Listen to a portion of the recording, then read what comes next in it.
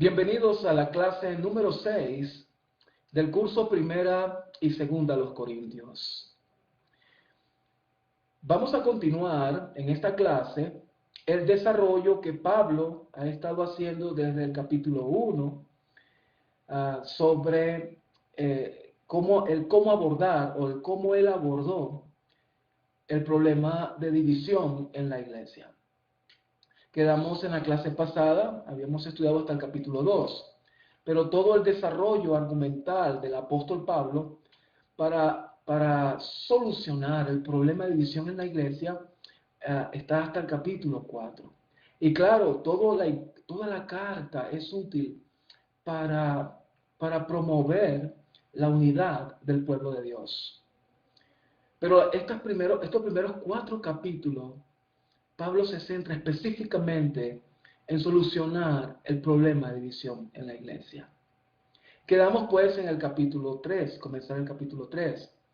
El desarrollo de Pablo está hablando sobre la sabiduría, que por medio de la sabiduría del mundo es imposible conocer a Dios. El hombre natural es aquel que carece del Espíritu de Dios y por ende no puede conocer a Dios, no tiene los pensamientos de Cristo. Y por eso es que para el hombre del mundo, para el hombre natural, la palabra de Dios, pues, o el Evangelio es locura. Es locura. Pablo en el capítulo 3 les dice lo siguiente. Leamos capítulo 3. Así que yo, hermanos, no pude hablaros como a espirituales, sino como a carnales, como a niños en Cristo. Bueno, pero ¿quiénes son los espirituales? Los espirituales son aquellos que están llenos de la sabiduría de Dios. Esos son los espirituales. Los maduros son espirituales. Y los maduros o los espirituales tienen una comprensión y un entendimiento que lleva pues a la unidad del pueblo de Dios. Pablo le dice a los corintios, no pude hablaros como espirituales, sino como a carnales. Porque la sabiduría de Dios no estaba en los corintios. Eran salvos, como no. Eran de Cristo. Por eso los llama niños en Cristo. Pero no tenían la sabiduría de Dios. Y sin esa sabiduría, la vida o la actitud es carnal. ¿Cuál es la diferencia entre espiritual, un cristiano espiritual y un cristiano carnal? Bueno, como les dije, el espiritual es maduro, el espiritual, sus expresiones son de paz, de comunión, de unidad. Mientras que los carnales, como dice aquí el texto, como vamos a leer ahora, los carnales tienen una conducta de contienda, de rechazo, de división, mentalidad partidista y sectaria. Esa es una actitud carnal. Pablo dice lo siguiente, y luego vamos a tomar un texto de Santiago que nos puede dar una mejor diferencia entre lo que es la vida espiritual y la vida carnal en el cristiano. Dice el capítulo 3, podemos volver a leerlo. Así que yo, hermanos, no pude hablaros como a espirituales, sino como a carnales, como a niños en Cristo. Os di a beber leche, no alimento sólido, porque todavía no podíais recibirlo. En verdad, ni aún ahora podéis. Porque todavía sois carnales, pues habiendo celos y contiendas entre vosotros, ¿no sois carnales y andáis como hombres? Porque cuando uno dice, yo soy de Pablo, y otro, yo soy de Apolos, ¿no sois simplemente hombres? Vemos entonces nuevamente el apóstol Pablo les recuerda esta conducta que él también describió en el capítulo 1, conducta que le fue informada por los de Cloé, como lo vimos en esta clase correspondiente. Ahora, hermanos, podemos notar la gran diferencia entre lo que es la sabiduría del mundo y la sabiduría de Dios. La carnalidad tiene que ver con una sabiduría que es del mundo, mientras que la espiritualidad es la sabiduría que viene de Dios, que viene de lo alto. Permítanme compartir con ustedes Santiago, capítulo 3, porque nos da más claridad en cuanto al problema de las divisiones en el pueblo de Dios. Y específicamente lo que estamos estudiando ahora en la iglesia a los Corintios. En el capítulo 3, Santiago dice en el verso 13, ¿quién es sabio y entendido entre vosotros? Que muestre por su buena conducta sus obras en mansedumbre de sabiduría. Pero si tenéis celos amargos y ambición personal en vuestros corazones, no seáis arrogantes y así mintáis contra la verdad. Esta sabiduría no es la que viene de lo alto, sino que es terrenal, natural, diabólica. Porque donde hay celos y ambición personal, allí hay confusión y toda cosa mala. Pero la sabiduría de lo alto, fíjense lo que Pablo ha estado compartiendo, ¿verdad? Con los hermanos de Corinto. La sabiduría que es lo alto, que es de lo alto, dice Santiago, es primeramente pura, después pacífica, amable, condescendiente, llena de misericordia, dice, y de buenos frutos, sin vacilación, sin hipocresía. Y la semilla cuyo fruto es la justicia, se siembra en paz para aquellos que hacen la paz. Todo lo contrario, ¿no? De los corintios. Los corintios la sabiduría de lo alto, la sabiduría de Dios, la sabiduría que lleva al creyente a ser espiritual. No estoy diciendo, hermanos, que los corintios no eran salvos. El mismo Pablo se encarga una y otra vez de recordárselos de que son salvos, pero carnales, por los pleitos, las contiendas y las divisiones que había entre ellos. Es un llamado, ¿verdad?, para nosotros. Un llamado a crecer en la sabiduría de Dios. Es la respuesta a nuestros problemas de división en la iglesia. La sabiduría de Dios, pacífica. El fruto de justicia se siembra en paz. Es amable, es misericordioso. Eso es una persona sabia. La sabiduría se puede mostrar en la conducta, como dice Santiago. Sabiduría de lo alto, sabiduría de Dios. Los corintios no tenían esto. Pablo sigue desarrollando el argumento. El argumento de que la división no tiene que ser, que no es de Dios la división. La división no tiene razón de ser dentro del pueblo santo. Vamos a leer desde el versículo 4 para continuar el argumento, porque es muy interesante el argumento, ahora lo que el apóstol Pablo muestra. Versículo 4 dice, porque cuando uno dice yo soy de Pablo y otro yo soy de Apolos, no soy simplemente hombres.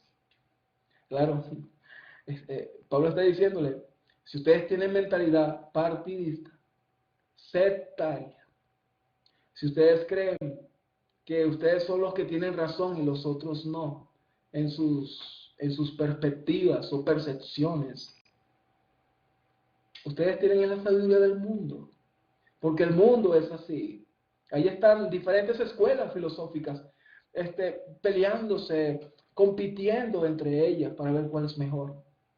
Y esa actitud del mundo también llegó a la iglesia en Corintios. Pablo, interesante lo que dice ahora con respecto a lo que son Pablo y Apolos. Y al comprender todavía aún más el carácter de siervo que somos, eso aún más deberíamos hacernos reflexionar y estar conscientes que las divisiones no tienen sentido. Dice la palabra, versículo 5. ¿Qué es pues Apolos? ¿Y qué es Pablo? Servidores mediante los cuales vosotros habéis creído, según el Señor dio oportunidad a cada uno. Yo planté, Apolos regó, pero Dios ha dado el crecimiento. Así que ni el que planta ni el que riega es algo, sino Dios que da el crecimiento. Ahora bien, el que planta y el que riega son una misma cosa, pero cada uno recibirá su propia recompensa, conforme a su labor. Porque nosotros somos colaboradores de Dios, y vosotros sois labranza de Dios. ¿Qué dice Pablo? Hey, yo soy de Pablo, yo soy de Apolos. ¿Qué? ¿Qué dice Pablo? ¿Quién es Pablo? Para decir que eres de Pablo, que eres de Apolos. ¿Qué dice Pablo? ¿Quién es Pablo? ¿Quién es Apolo? Siervos, servidores, por medio de los cuales ustedes han creído. ¿Quién es Pablo? ¿Quién es Apolo? ¿Quién es usted? ¿Quién soy yo? Instrumentos en las manos de Dios. Eso es lo que somos.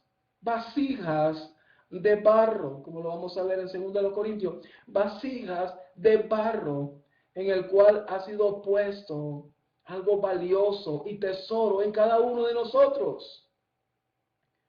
¿Quién es Pablo? ¿Quién es Apolo? Siervos. Y nada más que eso. Siervos. Cada quien en su función. Uno sembró, ¿verdad? Uno llevó el mensaje del Evangelio, otro regó, otro empezó a enseñar, dar clases. Pero el crecimiento, ¿quién lo da?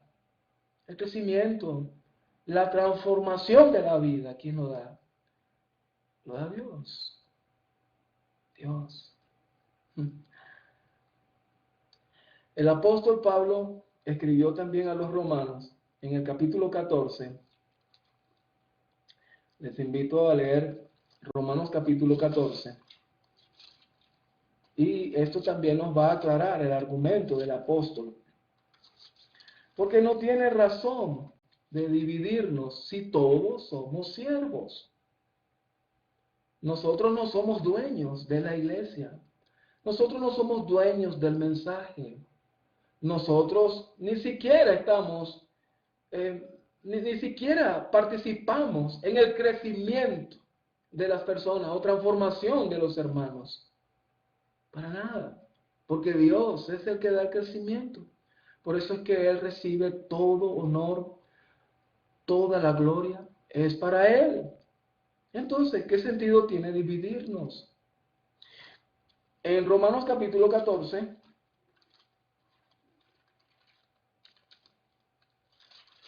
el versículo 4. Escuchen lo que dice el apóstol Pablo. Romanos 4:14. ¿Quién eres tú para juzgar al criado de otro? ¿Quién eres tú? ¿Quién eres tú para juzgar a aquel hermano? ¿Quién es aquel hermano? Un siervo, un criado. ¿De quién? De Jesús. ¿Y quién eres tú? Otro criado. ¿Quién eres tú, pues? Para juzgar. ¿Quién eres tú para juzgar? Dice el apóstol. Al criado de otro. Para su propio amo está en pie o cae. Y en pie se mantendrá. Porque poderoso es el Señor para sostenerlo en pie. En otras palabras, el Señor está obrando en cada cristiano, en cada creyente que de corazón confiesa el nombre de Jesús. Él es el que produce el querer como el hacer por su buena voluntad. Él es el que comenzó la obra y la terminará. Porque Él es el amo. No somos nosotros. Es Jesús. Es Jesús. El amo. Él es el Señor. Y nosotros somos sus siervos. Bueno, eso es parte del desarrollo del argumento que el apóstol está presentando en cuanto al mensaje de la cruz. Nuevamente, hermano, no me voy a cansar de repetirlo. Comprender el mensaje de la cruz, el mensaje del Evangelio, nos hace personas humildes. Y una persona humilde, una persona mansa, una persona con la sabiduría de Dios, con la sabiduría de lo alto, es una persona que es solícita en guardar la unidad del Espíritu, en el vínculo de la paz. Y el mensaje del Evangelio me hace entender, y espero que también a usted, que somos siervos, instrumentos de Dios, instrumentos en sus manos. Hay un pasaje en el Antiguo Testamento que dice que el corazón del rey en la mano de Dios está, y donde Él quiere lo inclina. Todas las vidas están en las manos de Dios. Somos siervos.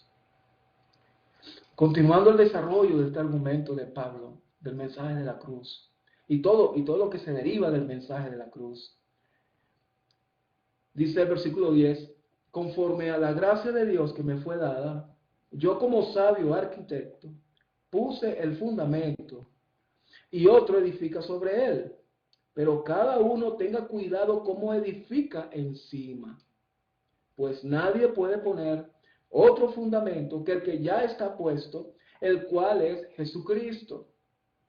Ahora bien, si sobre este fundamento alguno edifica con oro, plata, piedras preciosas, madera, heno, paja, la obra de cada uno se hará evidente, porque el día la dará a conocer, pues con fuego será revelada.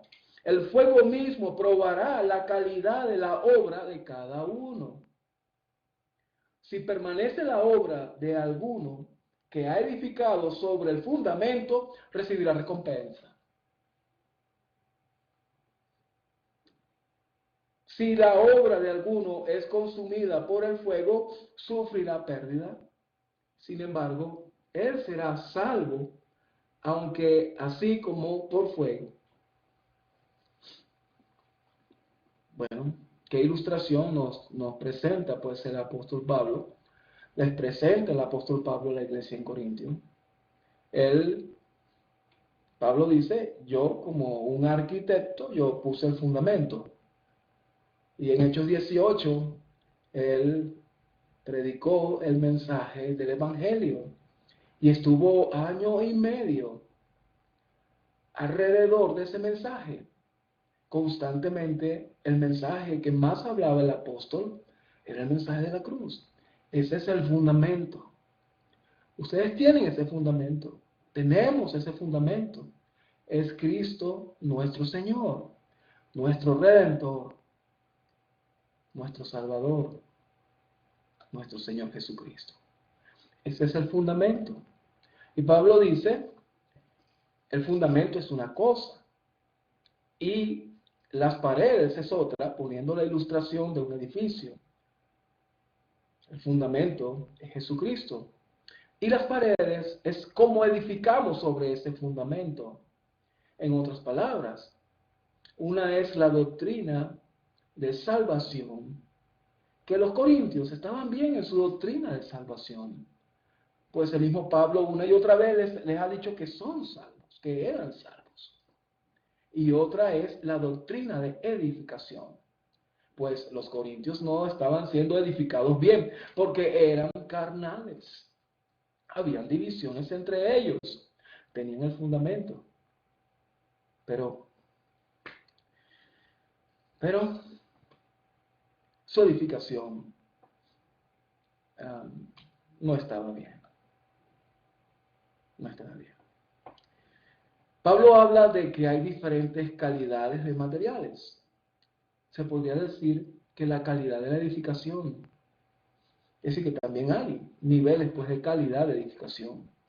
Podríamos llamar edificación tipo hojarasca, paja, heno, o edificación tipo plata, tipo oro, tipo piedras preciosas. El Señor Jesús llegó a decir en una ocasión que, hablando pues un poco de lo que los fariseos hacían, los fariseos se enorgullecían, se jactaban de que ellos diezmaban todo. No había nada que se les pasara por alto, aún las pequeñas hierbitas como el eneldo, el comino, el cilantro, no sé si el cilantro, pero las hierbitas, las hierbitas, hasta eso ellos diezmaban, pero descuidaban otras cosas de la ley. Y Jesús les dijo que ustedes cuelan el mosquito. Bueno, porque ellos colaban el mosquito para evitar violar la ley y no consumir insectos, que eso estaba prohibido por la ley. Pero se tragaban el camello.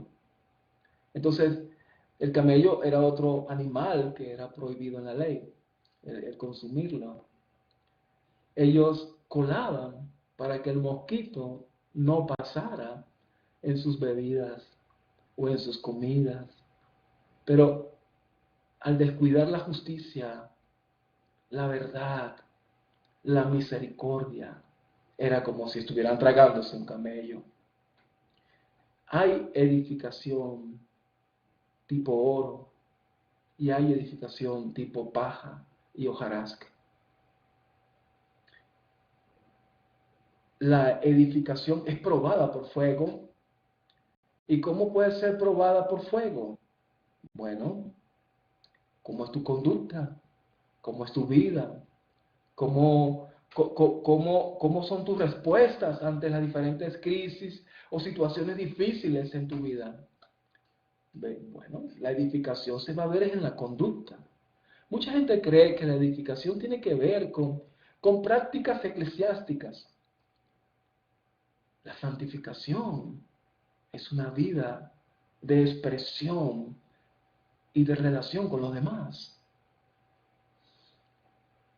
Si tu relación con los demás es fuerte, es consciente, es llena del amor de Dios, bueno, aún las situaciones más difíciles, aún los conflictos más difíciles que tengas con tus semejantes, tú podrás salir airoso en el sentido de mantener la amistad en lo que tú puedes. Pero si las crisis o las situaciones que se te presentan en la vida te separan de tus hermanos, evidentemente tu edificación es tipo hojarasca.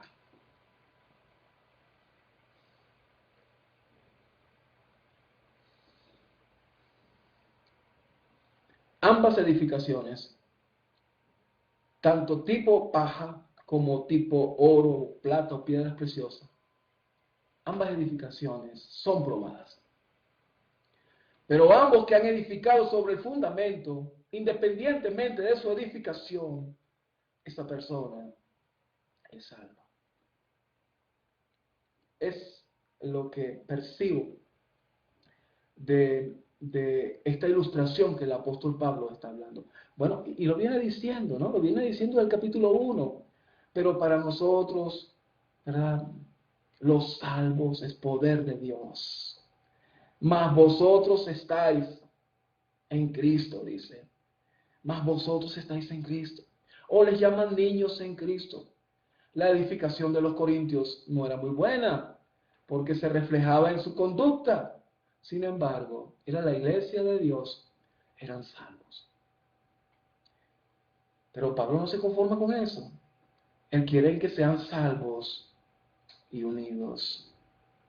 Porque la mala edificación, como cuenta acá la ilustración del apóstol, si edificamos con malos materiales, se nos va a caer encima el techo y vamos a sufrir pérdidas, vamos a sufrir daño. Y Él no desea eso, Él desea la unidad de todos, la comunión con todos. Ese es el tema más adelante, cuando dice, versículo 16, ¿no sabéis que sois templo de Dios y que el Espíritu de Dios habita en vosotros? Si alguno destruye el templo de Dios, Dios lo destruirá a él, porque el templo de Dios es santo, y eso es lo que vosotros sois.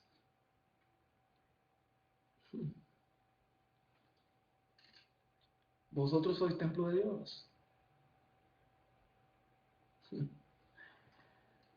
Nuestro cuerpo, nuestra vida, ¿cómo la estamos construyendo? ¿Cómo estamos construyendo el templo en nuestra vida? No destruyamos el templo. El templo de Dios,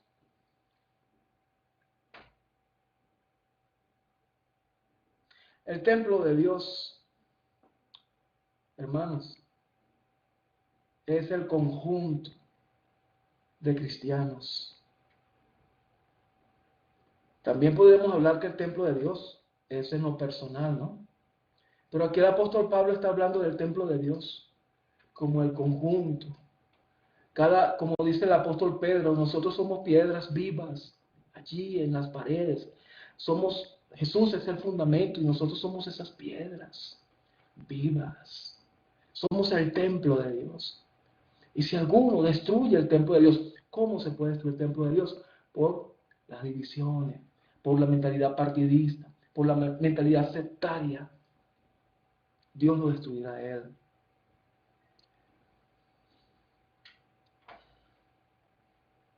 Pablo les dice, porque el templo de Dios es santo, y eso es lo que vosotros sois. Sois templo de Dios. Por lo tanto son santos. Bueno, en el capítulo 1 también les llama santos. Son apartados para Dios. Continúa Pablo el argumento. Nadie se engañe a sí mismo. Si alguno de vosotros se cree sabio, según este mundo, hágase necio a fin de llegar a ser sabio, porque la sabiduría de este mundo es necedad ante Dios. Pues escrito está, Él es el que prende a los sabios en su propia astucia. Un pasaje de Job, capítulo 5, versículo 30, que saca a colación para el argumento que está presentándole a la iglesia. Interesante que el apóstol usa muchos textos del Antiguo Testamento para presentar sus argumentos.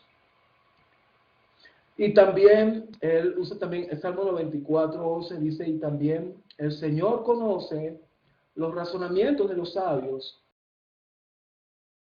los inútiles.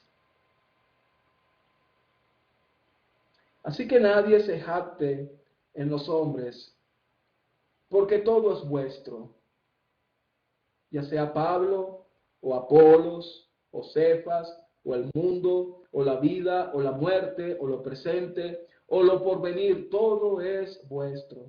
Y vosotros de Cristo, y Cristo de Dios. Si alguno tiene la sabiduría del mundo, yo soy de Pablo, yo soy de Cefas, yo soy de Apolos. ¿Por qué están diciendo eso? Ustedes son polemistas, debatistas. ¿Por qué están diciendo eso? Eso es sabiduría del mundo. Hágase necio. ¿Cómo nos hacemos necios? Entendiendo el mensaje de la cruz de Cristo.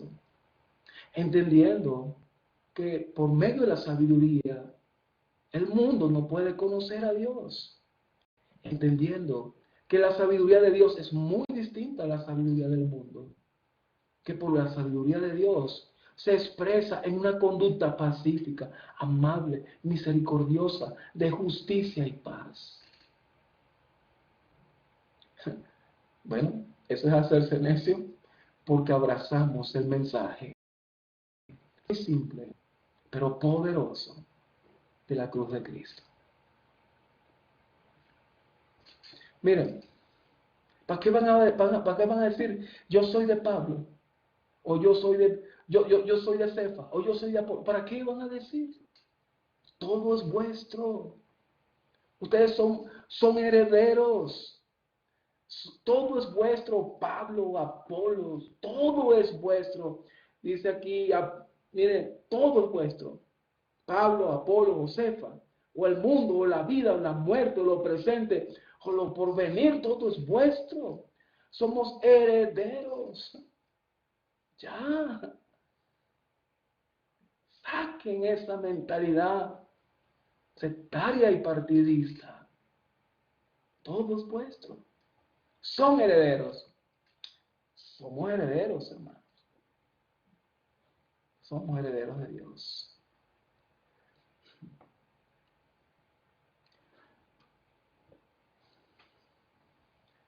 Versículo 23. ¿Y vosotros de quién?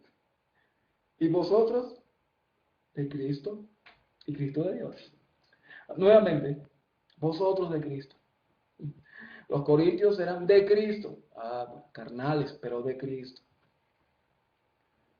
Y Pablo quería que dejaran de ser carnales y se llenaran de la sabiduría de Dios y no del mundo.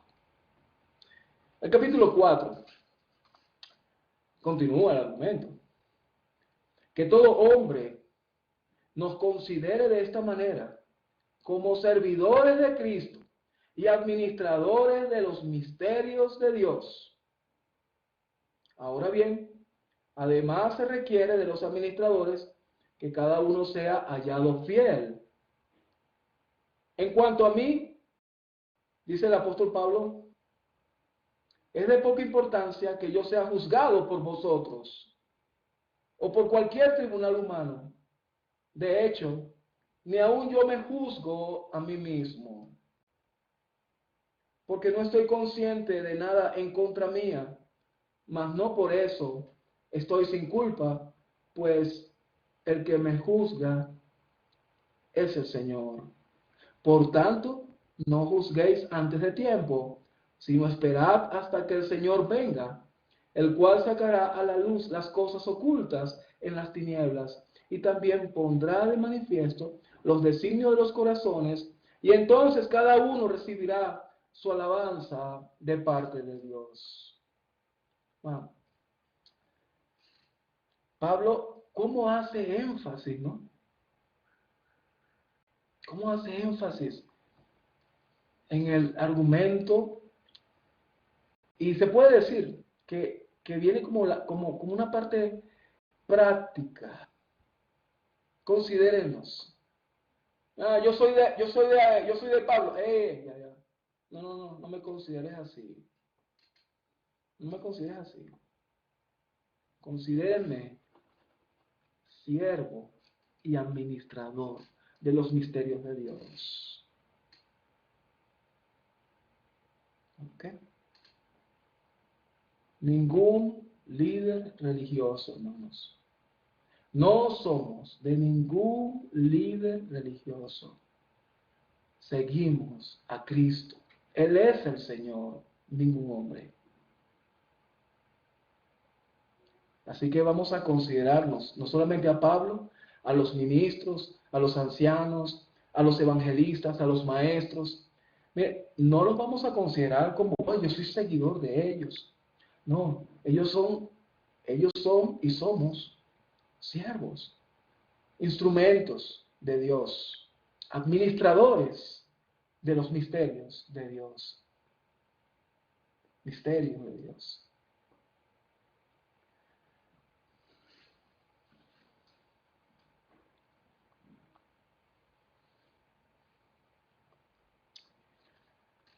Pablo cometía errores. Sí, ser humano cometía errores. Eh, esa, ese episodio que vivió con Bernabé, antes del segundo viaje misionero, acerca de si llevar a Juan Marcos o no. Un episodio que seguro dejó huellas en el apóstol. ¿Cometemos errores? Todos, sí, cometemos errores. ¿Entendemos perfectamente todas las cosas? No, no. ¿Y por qué no? Bueno, porque, porque estamos en un mundo caído.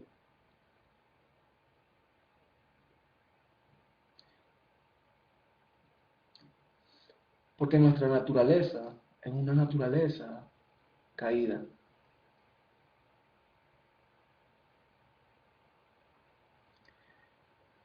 Por eso Pablo dice, en cuanto a mí es de poca importancia que yo sea juzgado por vosotros o por cualquier tribunal humano. De hecho, ni aun yo me juzgo a mí mismo, porque no estoy consciente de nada en contra mía, mas no por eso estoy sin culpa, pues el que me juzga es el Señor.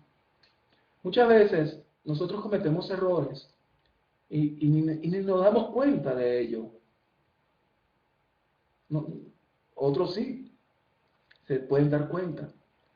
Pero aún así, el apóstol Pablo dice, el que me juzga es el Señor. Así que aquel hermano que tú veas que dice yo soy de Apolo y tú eres de Cefas, no lo juzgues. El crecimiento lo da Dios. No juzgues al hermano. El que juzga es el Señor. Y se puede decir que toda esta argumentación tiene su conclusión en el verso 5 del capítulo 4. Por tanto, no juzguéis antes de tiempo, sino esperad hasta que el Señor venga, el cual sacará a la luz las cosas ocultas en las tinieblas, y también pondrá de manifiesto los designios de los corazones, y entonces cada uno recibirá su alabanza de parte de Dios. Esperen, vamos a esperar que el Señor venga, Él va a juzgar, y cada uno va a recibir su alabanza de parte de Dios. Y dice su alabanza de parte de Dios. Versículo 6. Entonces, hermanos, recuerden el trasfondo de todas estas palabras es la división de la iglesia en Corintios. No juzgar nada antes de tiempo. No juzgar nada. Si una persona cree que Jesús es el Señor, cree que Jesús es el Salvador, si una persona es convertida en cristiana, tiene como fundamento a Jesucristo. ¿Va a tener errores? Va a tener errores de conducta, de comprensión doctrinal, de percepción. Todos los tenemos. No juzguemos. Esperemos a que el Señor venga. Él juzgará con justo juicio y nos dará a cada quien su alabanza. Versículo 6. Esto, hermano, lo he aplicado en sentido figurado a mí mismo y a Apolos por amor a vosotros, para que nosotros aprendáis a no sobrepasar lo que está escrito, para que ninguno de vosotros se vuelva arrogante a favor del uno contra el otro. Porque ¿quién te distingue? ¿Qué tienes que no recibiste? Y si lo recibiste, ¿por qué te jactas como si no lo hubieras recibido? Ya estáis saciados, ya os habéis hecho ricos, ya habéis llegado a reinar sin necesidad de nosotros. Y ojalá hubierais llegado a reinar para que nosotros reinásemos también con vosotros.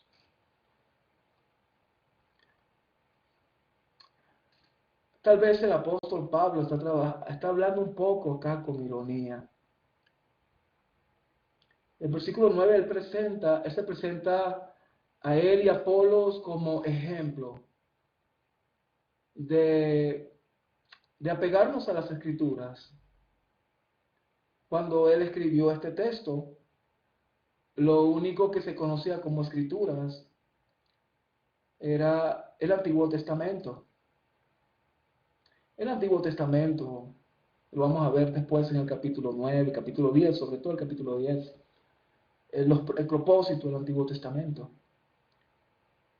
El apóstol Pablo está diciendo, vamos a conocer a Dios por lo que está escrito de Él, lo que recibimos de Él está fundado, basado en lo que está escrito. Así que no pensemos más de eso, porque al pensar más de eso, trae entre nosotros bueno, malestar o incomodidad. Y si hay inmadurez, división.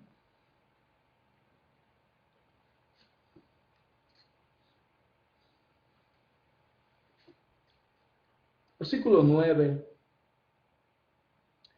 Porque pienso que Dios no nos ha exhibido a nosotros los apóstoles, en último lugar, como a sentenciados a muerte, porque hemos llegado a ser un espectáculo para el mundo, tanto para los ángeles como para los hombres. Nosotros somos necios por amor de Cristo, mas vosotros prudentes en Cristo. Nosotros somos débiles, mas vosotros fuertes. Vosotros sois distinguidos, mas nosotros sin honra.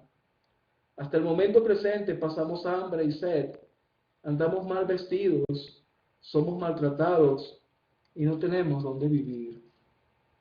Nos agotamos trabajando con nuestras propias manos. Cuando nos ultrajan, bendecimos. Cuando somos perseguidos, lo soportamos. Cuando nos difaman, tratamos de reconciliar. Hemos llegado a ser hasta ahora la escoria del mundo, el desecho de todo.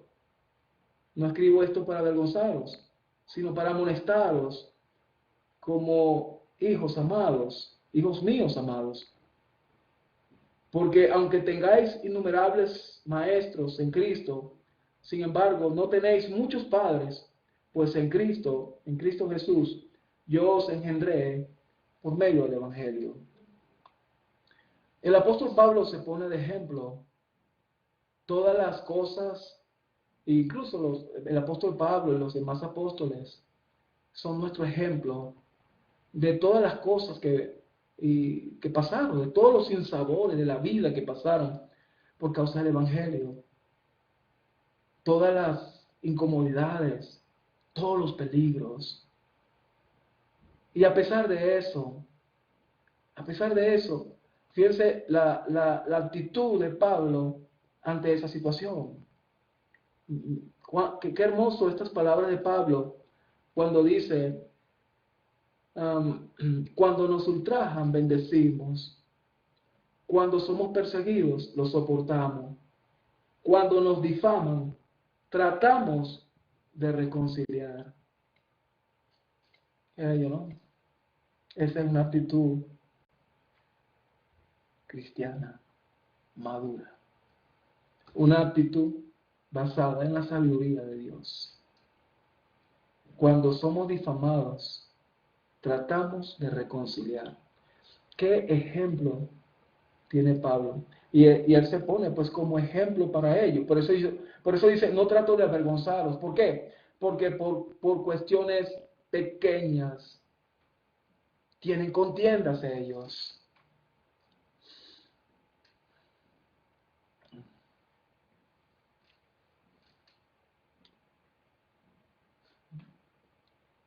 Porque aunque tengáis innumerables maestros en Cristo, sin embargo no tenéis muchos padres, pues en Cristo Jesús yo os engendré por medio del Evangelio. Por tanto os exhorto, sed imitadores míos. Ay, ese es el gran deseo de Pablo. Sean imitadores míos. Miren toda mi vida.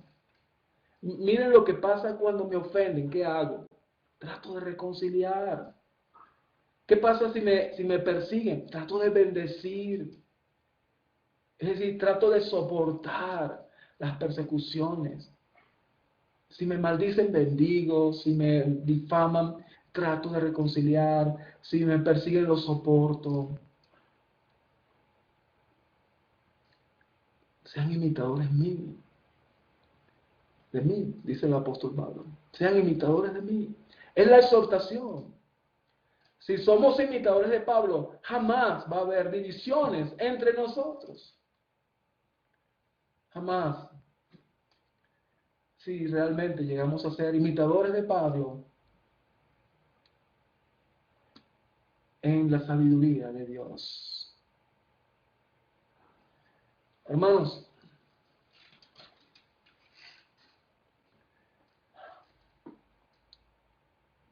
las divisiones son del diablo. Cuando hay divisiones, hay estancamiento del reino. Cuando hay divisiones, incluso miembros se enfrían, se entibian y se van de la comunión. Pablo está hablando con el corazón. Sean imitadores de mí. Sean imitadores de mí. Toda mi vida incómoda, toda mi vida en peligros, en dolor. Y sin embargo, a pesar de eso, mis respuestas para los que me persiguen es soportar. Mi respuesta para los que me maldicen es bendecir. Mi respuesta para los que me difaman es tratar de reconciliar. Sean imitadores de mí. Los exhorto, sean imitadores de mí. Por esta razón os he enviado a Timoteo. Lleva a Timoteo la carta primera a los Corintios, que para nosotros es la segunda. Bueno, para nosotros es 1 Corintios, pero esta es la segunda carta enviada por Pablo a los Corintios. Por esta razón os he enviado a Timoteo, que es mi hijo amado y fiel en el Señor, y él os recordará mis caminos, los caminos en Cristo, tal como enseño en todas partes en cada iglesia. Y algunos se han vuelto arrogantes, como si yo no hubiera de ir a vosotros. Pero iré a vosotros pronto, si el Señor quiere, y conoceré no las palabras de los arrogantes, sino su poder. Porque el reino de Dios no consiste en palabras, sino en poder. ¿Qué queréis? ¿Iré a vosotros con vara o con amor y espíritu de mansedumbre? Claro, Pablo está hablando como un padre a sus hijos amados. Y a veces es necesario cierta disciplina, firmeza, para ayudarles en su desarrollo.